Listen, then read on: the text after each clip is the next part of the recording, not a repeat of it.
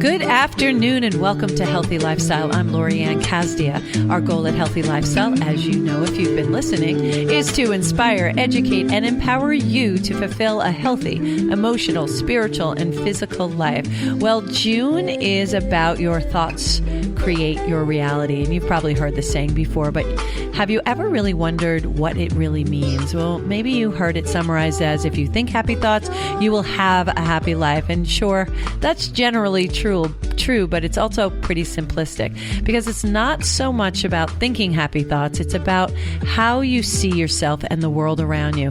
It's about the goals you visualize yourself achieving, the reality you dream of creating, and the stories you tell yourself that determine how you show up in the world. And we talk about showing up for you and showing up big.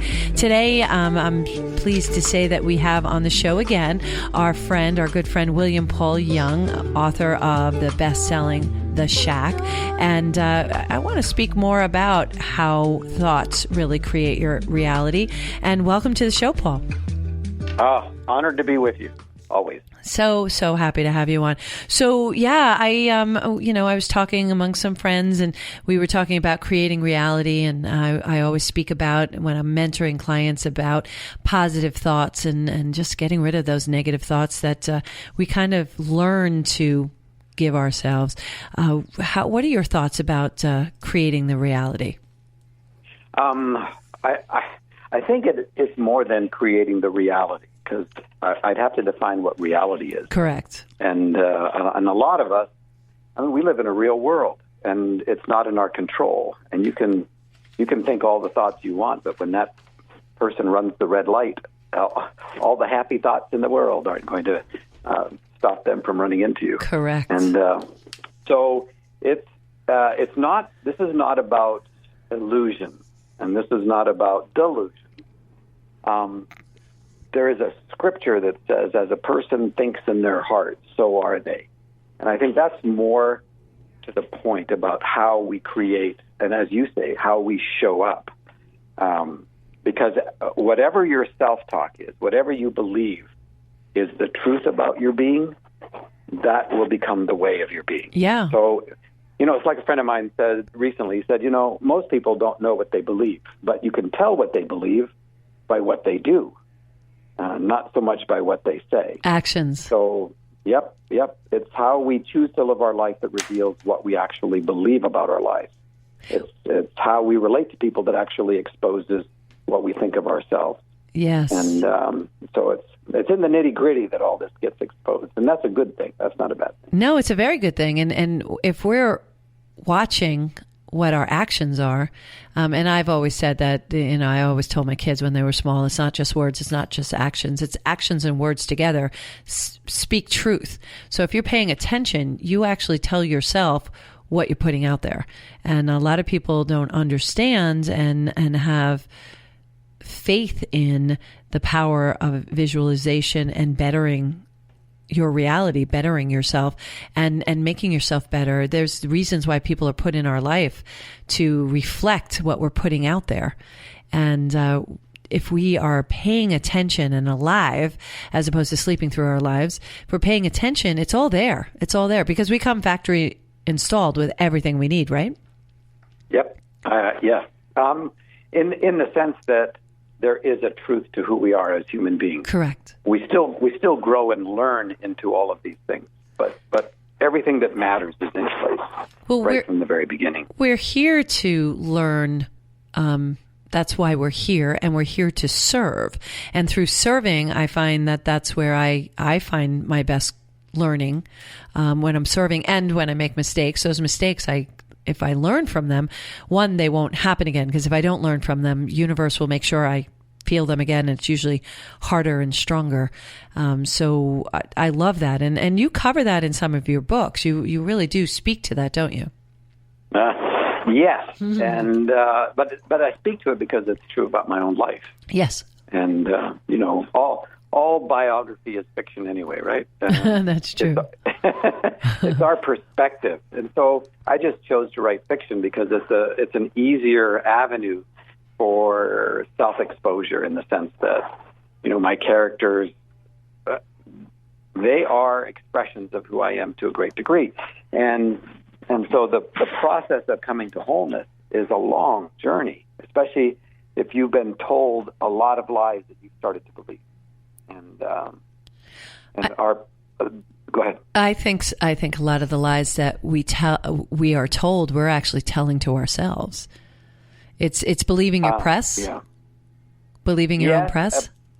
But even earlier than that, I think a child doesn't have that cognitive capacity to begin to create lies for themselves. They're going to get it from their environment. They're going to get it from how their parents relate to them, how their parents relate to each other, the kinds of experiences that they have. And there has to be somewhere where the lies begin to originate. And for most of us, I think it's in our childhood in one form or another. Well, yeah, because I'm sorry to cut you off. This is what we see. This is what we see as little children, and you always look at children and say they're angels and they're untouched and they're not influenced. And as they go through life, that's where the influence and they get exposed to certain things, and that starts molding what they can be if and they don't have the capacity at that time to discern the difference between, yes, I'm going to accept this, and no, I'm not going to accept that. It's all they know. Yeah. And I think there's an inclination that's naturally built in that if you're surrounded by trauma and turmoil, you turn it inward and you blame yourself for it. Even if it's happening, say, and your parents are fighting, a child will often blame themselves for that kind of trauma. Right. And that starts a whole series of lies. You know, those of us who've had sexual abuse in our histories, that told us things about us. You know, I learned at 6 that in order to belong, your body was something you could sell. Right. At 6, you know, and because belonging was way more important than yourself. Right. And so, you know, and that started a whole series of lies for me. That I didn't matter and all of that. I was a piece of trash. I think that, and that was anything but the case, but that's what was presented to you. And you know, that misinformation guided you in a certain direction. And that change, where was the light bulb that came on at you know, what age did that light bulb come on and say, yeah, I don't want to do that? That fitting in thing didn't matter as much. Well, the fitting in thing not mattering as much can happen out of just as much darkness as light. You know, you can make the decision that, I'm sorry, I'm not going to take the risk of trusting anyone ever again. Mm-hmm. And therefore fitting in doesn't matter. Or you can go like, no, I'm actually a relational being, and being part of community actually matters. And that's part of light. So for me, I wish I'd gotten help when I was little, but I didn't. And so I built a whole lifelong way of being that was in response to that kind of damage that has happened. So for me, when the light bulb came on was probably between 38 and 50 in incremental little bits. You know, I as much as we want extreme soul makeover, you know, send me to Disney World and fix me before I get back. Yeah. Life just doesn't work like that. We're too incredibly crafted for quick fixes. So there has to be an incremental process in which we get to be engaged that helps us begin to dismantle what the lies are, so that the truth of our being becomes the way of our being. Well, and the gift that you had was that you identified it. You were able to identify and change it. And that came along based on some experiences that happened that made you start looking at that going, hey, wait a minute. I've built up this arsenal of tools to survive or fit in, depending on what your definition is, in these environments. And now it's come to a point where it's, one, it doesn't work for you any longer, and two, you're recognizing that it's not functional. And, right. And here's I think a sweet thing, and that I don't think the divine God rips out of our hands our survival mechanisms, because as children it kept us alive. Sure. But there comes a point where you realize that those survival skills are impediments to love and relationship. But they're hard to let go of because you've trusted them. In fact, when I started going through the process of recognizing how lost I was inside my survival skills, I also came to realize that I didn't know what was true about me apart from those survival mechanisms and skills. Right. And that was really hard because my sexual abuse began before I was 5, and my father was really angry before I was 5. Right. And he was not the perpetrator of the sexual abuse, but he was a violent and an abusive disciplinarian. And so the messages that I got from the beginning was, you're a piece of crap. And sadly, my religion said the same thing. It said, well, God thinks you're that way too. You're imperfect, right? Well, yeah, not just imperfect. You're depraved. You're worthless. I come from a very conservative, evangelical, holiness background. Oh, okay. Missionary kids, preacher's kids. So the messages were much more overt than you're imperfect. If in terms of perfection, the message was you need to be perfect in order to win affection and approval. And so there was this huge perfectionist thread in my life. It was like a thin layer of perfectionism that covered up an ocean of shame. Yeah. And it was the shame that then dictated to me how I looked at the world, how I looked at myself, how I looked at people, how I responded to them. And I was unaware. And it wasn't until, for some of us, it's a hugely traumatic event of one sort or another that is sort of a wake-up call, or it's the dark night of the soul, or it's when something hits you completely sideways that you didn't see coming, and you realize you're not in control.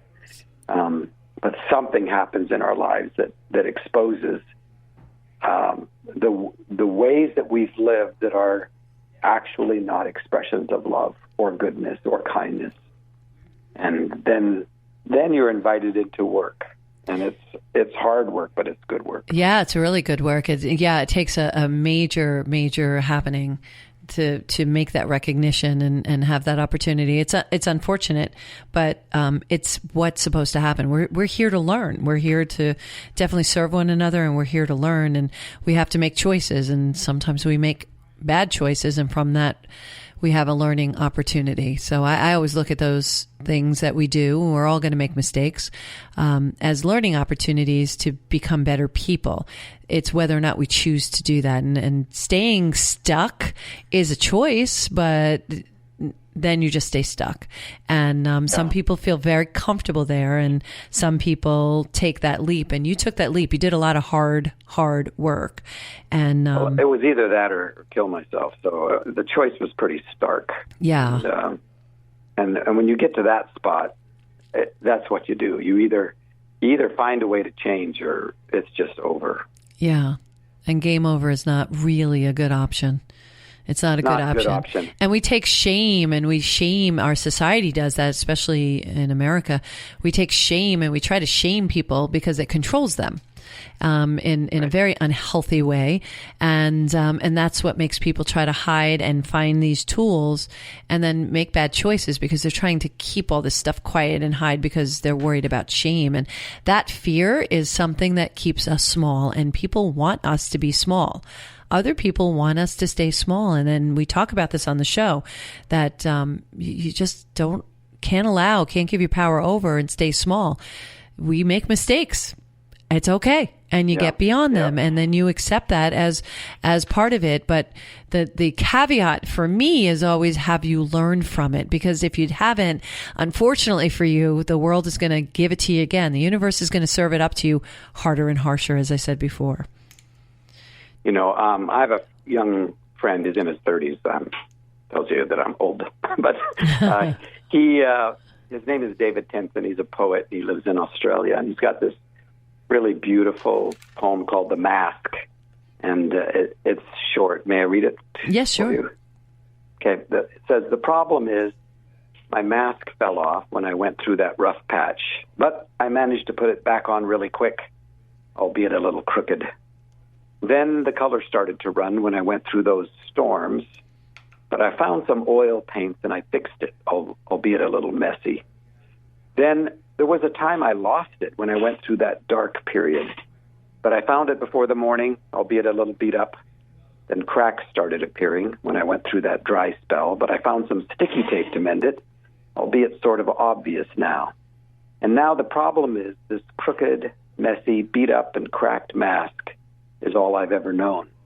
But to be honest, saving face is bloody hard work. Yeah. And I have this sneaking suspicion that the world is not looking for me to have my act together, but has been waiting for me to know my act is over.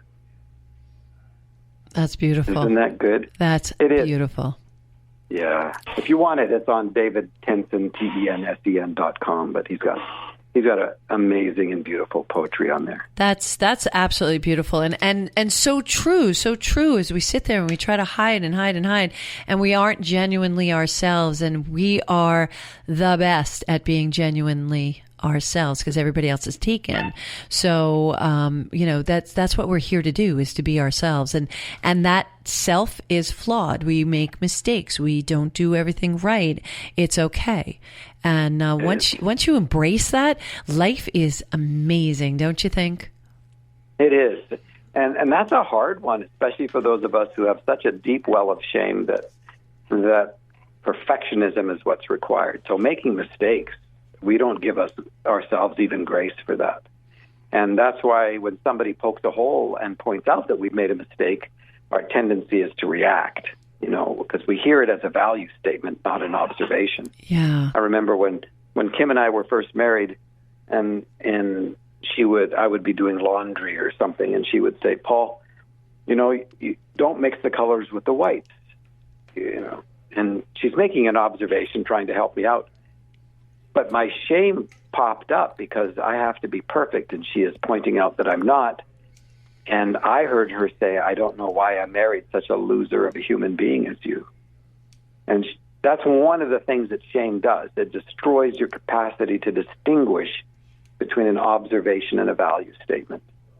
And we get reactive when we think somebody is making a judgment when they're actually just making an observation, and we have never given ourselves the grace to make mistakes. Yeah, and that's we speak about the ego versus the observer, that you're in the ego when you react like that, when you're reactive.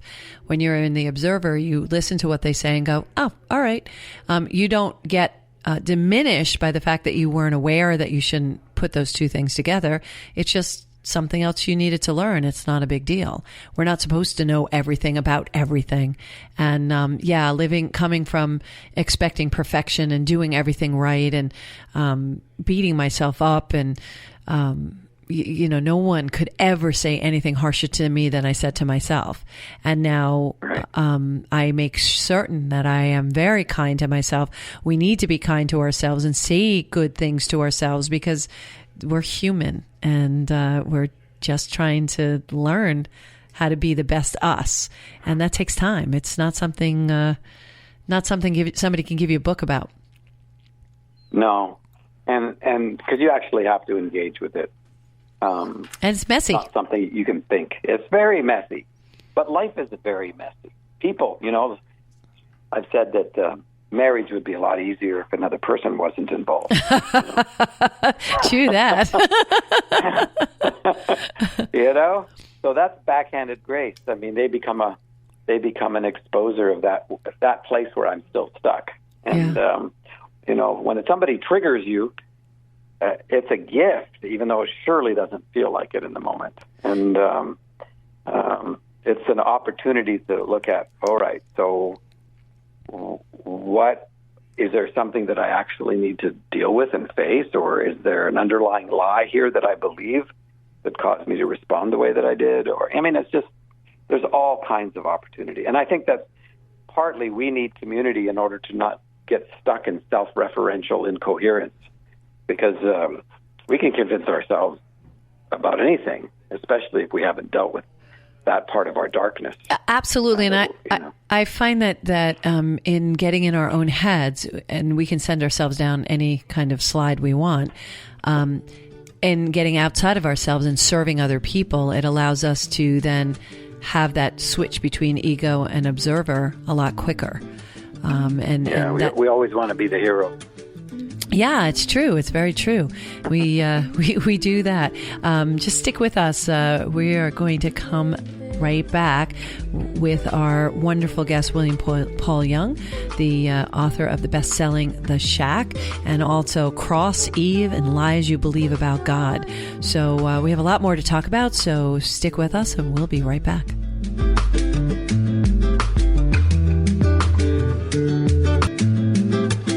Welcome back to Healthy Lifestyle. I'm Lori Ann. If you have any questions, comments, or ideas on your topics, guests, or anything else you'd like to hear more about or talk about, please email us at healthylifestylewithla@gmail.com and follow us at Healthy Lifestyle with LA.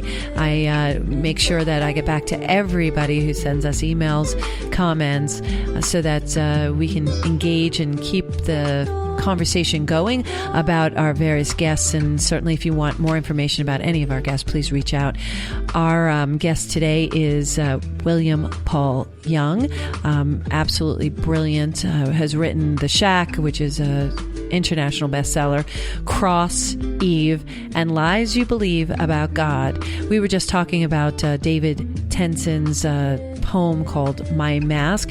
And Paul, when we left off with that, that really speaks to something that we talk a lot about. I talk about with my mentoring clients about the ego and the observer and different tools we need and we need to utilize and access so that we can move from our ego to our observer a lot quicker. Because to me, it's that learning curve. It's that how swiftly and gracefully we can move from one to the other. Because we're always going to start, we're human, by receiving things in a position of ego until we learn to move into our observer quicker. Yeah. And so why do we wear masks, right? It's either shame or fear, I think. Mm-hmm. Those are the two that dominated my life anyway. And one is that, and I use the metaphor of the shack just simply because it stands for the house on the inside that people help you build. Right. And it's your broken heart, it's your broken soul. Some people get really good help, and so they have a very habitable place on the inside. They live there. They live from there. But for those of us where the inside world was just smashed, we think the inside world is something to be avoided. Right. And so we live from the outside in, and therefore we have to create some sort of facade outside of our broken heart. And that facade we can paint as fast as we can pick up people's expectations. That's a great, I think, way to say mask. You're living from the outside in depending on which audience you are in front of. For me, it was, I didn't want to take the risk that somebody would find out the truth of who I was, which I thought was, evil and disgusting, and that they would hate me the way that I hated myself. I just couldn't take that risk. And so I learned how to do quite well, picking up the cues and everything to be what I thought people wanted me to be. So I lived from the outside in. I had a mask. I was a different person in every situation. And it's exhausting because, you have to be hypervigilant.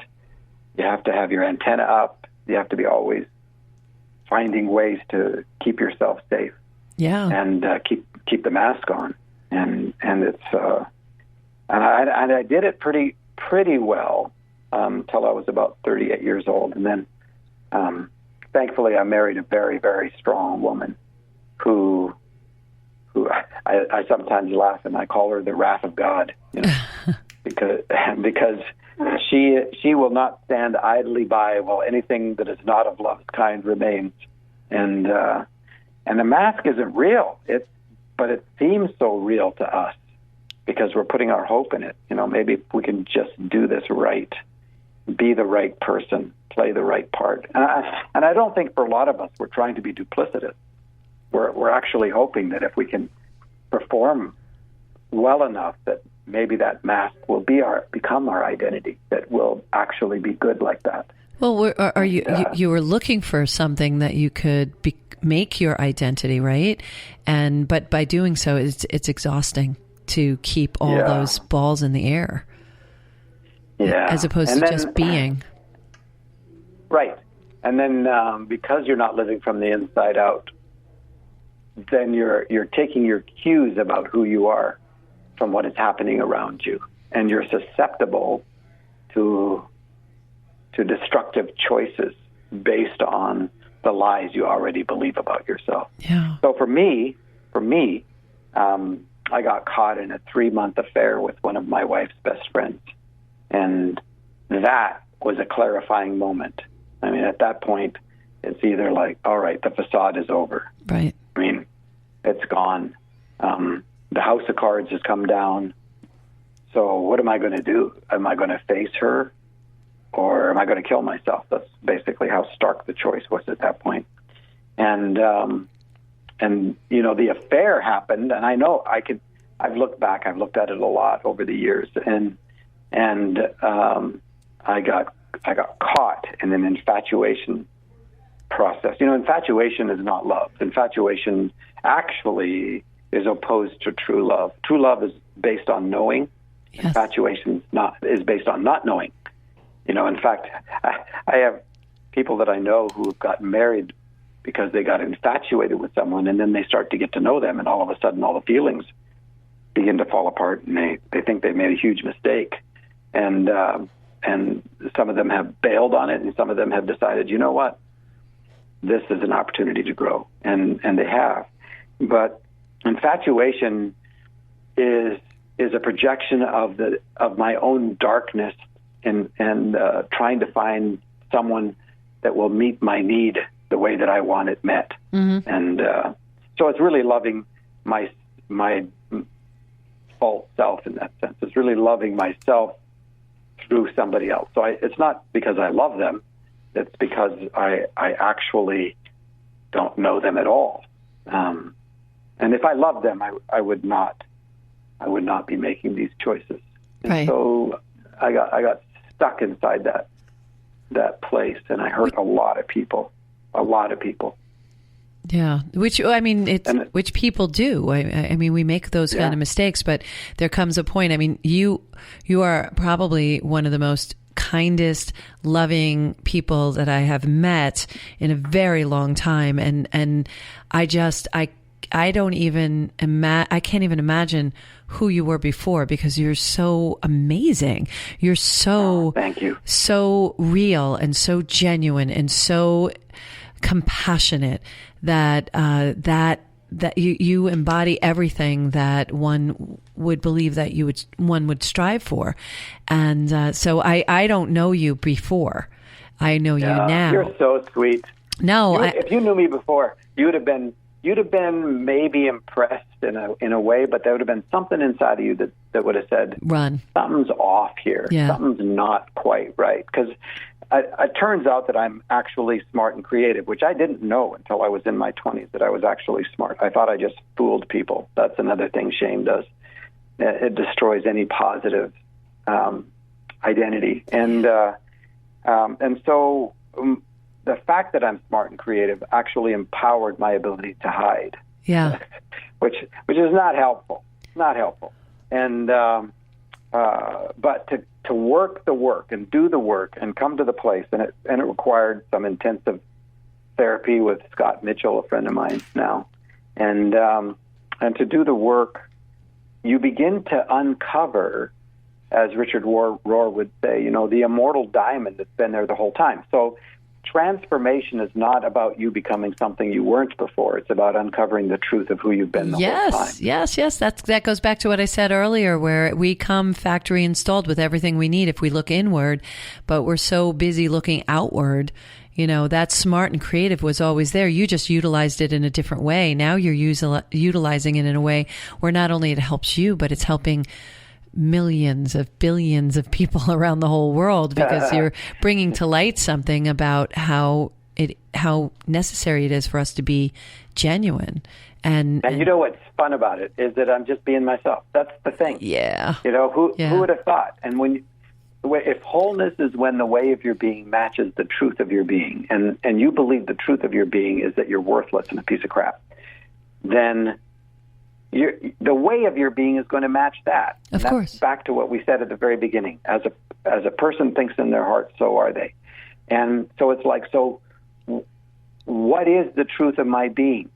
And for me, coming to the place where I began to realize that I, along with every other human being, is made in the image and the nature and the likeness of the divine, a God who is good and kind and faithful and pure of heart and long-suffering and furious at that which hurts the ones that they love.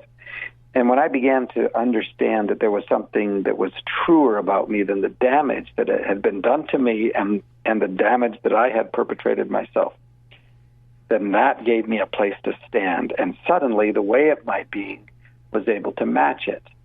To know that, I am a patient person. That means that if I make the statement that I'm not, it means I believe a lie about myself. Yeah. And I will act impatiently. The other thing that's really sad is that you will attract the response of others according to how you think about yourself. So if you think you're a piece of crap, don't be surprised that people treat you like one. Yeah, sure. Because it's not that you're out there asking for it, but in a way you sort of are. Well, that's your energy. Your vibration goes out there, and like attracts like. Yeah. So of course you're going to have that kind of person come to you. And and I've seen it happen over and over again, experiencing it myself. And it's really amazing when you come to that realization. It's funny. I just got a visual in my head, and I'm, I was brought up Catholic.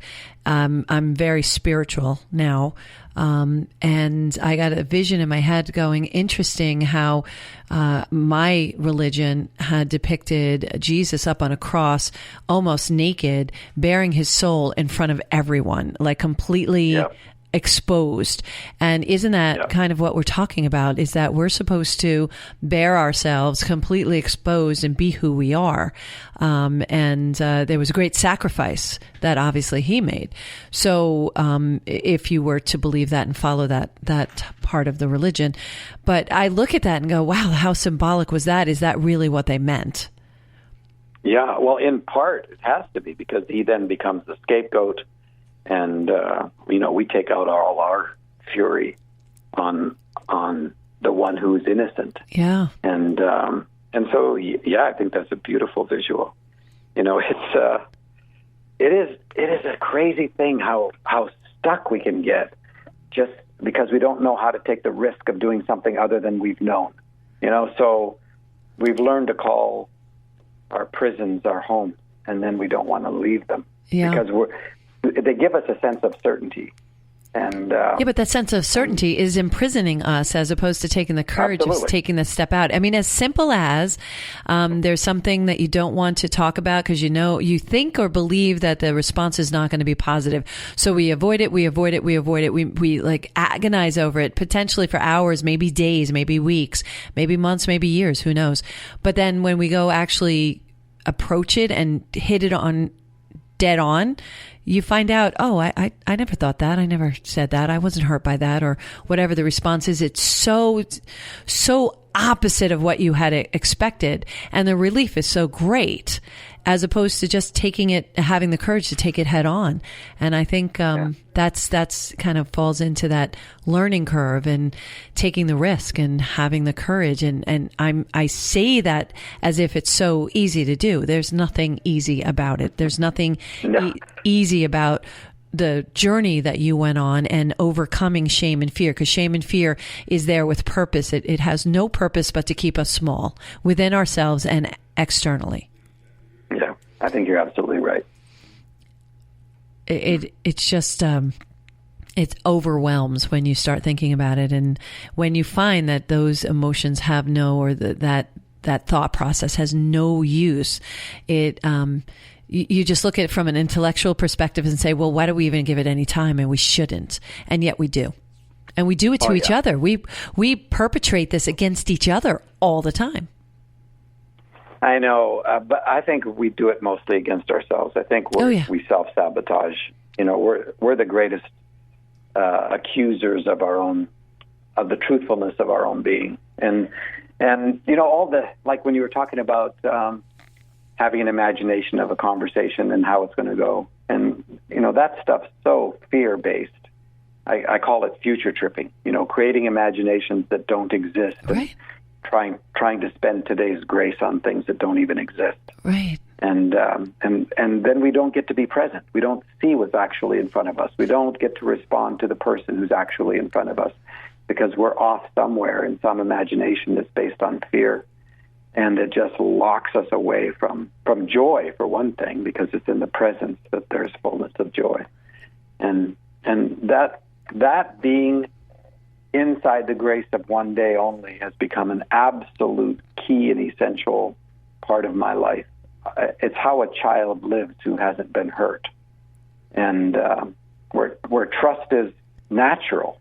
Yeah. And my journey toward trust was an actual war against fear, and it's like trust is especially when you've been hurt as a child. Trust is not an easy. It's not an easy request, and we just don't want to do it. Yeah, not at all. And to be able to give it up and put your trust in the universe and put your trust out there, it's a very hard process to get there. One that I've actually gone through, and it's so worth the journey, though. It's so worth the journey. All the things are put in front of us for a purpose so that we can take these types of journeys. And you certainly did. And sharing it is just the definition of courage. But look at what comes from that. All the good that comes from that courage. So I love to say, take the courage, because you never know how you're going to positively impact other people as well as yourself. So and you don't do it for the impact. No, the impact is kind of serendipitous, and you're grateful, and you're it's such an honor to be inside sacred space and holy ground of other people's stories. But when I did the journey, it was to find a way to change, because I could not manage the world the way that I had been without hurting people. And when you take that journey, suddenly there's one of the greatest joys of existence is to get to the place where you're comfortable inside your own skin, where you don't have to be somebody else. Yeah. Where you don't have to compare yourself with anybody else, where your identity comes from inside of you rather than from outside. I mean, most of us have an identity from something outside of ourselves, So I know a lot of people who their identity is in their vocation. Their vocation gives them identity, instead of their identity informing their vocation. Yes. When your identity informs your vocation, then suddenly the uniqueness of who you are is absolutely essential to how that vocation is expressed into the world. Because we, like you said this earlier, we need your voice. We don't need you to be trying to be somebody else. Yeah. And but a lot of folks, a lot of us, I would include myself in terms of the journey, we got our identity from what we were told. Yeah, and, sure. And a lot of us, we weren't told good things. It was helpful to be a good chameleon, because you fit in a lot easier if you could be a chameleon. Well, it's safer. Yes, of course. It's not easier. It's safer. If you don't dance, nobody can judge you, right? Yes. And so it's easier to be the wallflower. It's easier to not express the heart stuff. And everything that is hurtful isolates us. Everything drives us toward aloneness, which should tell us that aloneness is an enemy.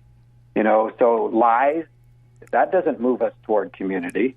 Betrayal, unforgiveness, addiction, these things all drive us toward aloneness. Shame, if you have a sense of shame, or you're embarrassed and shamed, your face will go down to the ground, your eyes will go down to the ground, and it's a desperate attempt to disappear, to crawl into a hole, to be invisible, no longer exist. Yep. Exactly right. Yeah. And so, we have to move in the direction of truth telling and into the light, and all of those traditional spiritual language of so many different religions.